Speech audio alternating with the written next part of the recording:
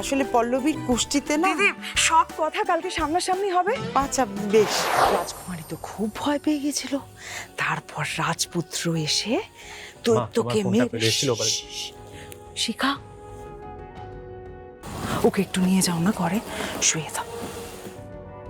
ওই বাড়ি থেকে ফোন। হ্যালো, হ্যাঁ দিদি। বলছি পল্লবী রাজি হয়েছে। সত্যি? দিদি কথাটা আরেকবার বলবেন। পল্লবী এই বিয়েতে রাজি। এর থেকে বড় সুখবর আর কি হতে পারে বলুন। বলছি আমরা আগামীকাল গিয়েই আপনাদের বাড়িতে পাকা কথা বলে আসবো, কেমন? শুভ কাজে আর দেরি করব কেন? দিদি আমার না একটা কথা বলার ছিল আপনাদের কাছে। আসলে পল্লবীর কুষ্টিতে না। দিদি সব কথা কালকে সামনাসামনি হবে। আচ্ছা বেশ। ঠিক আছে, আজ রাখি, কেমন? কাল দেখা হচ্ছে। Good night. Good night.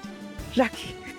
ওমা, বলছি এই আনন্দে একটু মিষ্টি মুখ হয়ে যাক, নরেনের রসগোল্লা। কিন্তু আগে আমার মেয়েকে। হেনে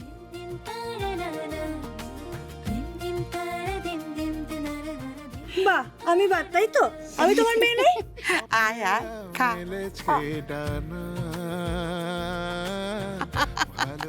রাজু আয়।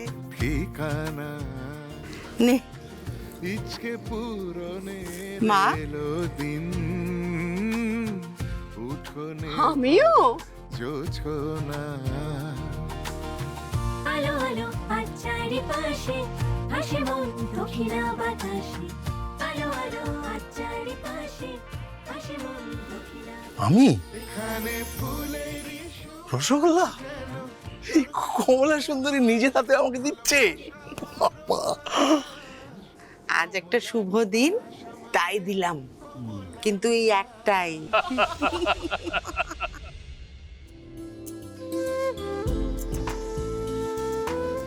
এতদিন পর তুমি মুখ তুলে চাইলে, আমার প্রার্থনা শুনলে। তোমার কাছে মানত করেছিলাম যে পল্লবীর সম্বন্ধ পাকা হলে মহাভোগ হবে। এতদিন পর তোমায় সেবা করার সুযোগ দিলে।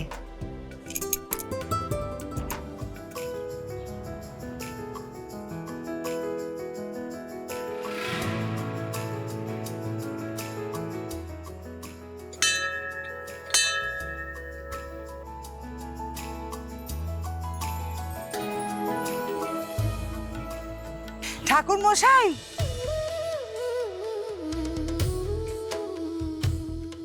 আমার প্রণাম নেবেন। ভালো আছেন? হ্যাঁ ভালো আছি। জানেন তো, মায়ের আশীর্বাদে পল্লবীর জন্য একটা খুব ভালো পরিবার থেকে সম্বন্ধ এসছে। তাই?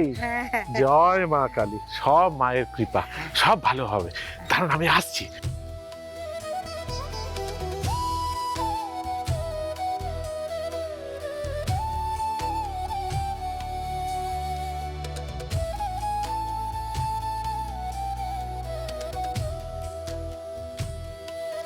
এটা মায়ের প্রণামীর শাড়ি।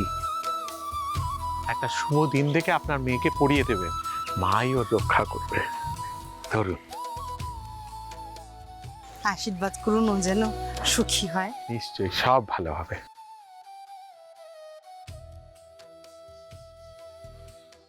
কমলা নিবাস আমাদের কমলা নিবাস।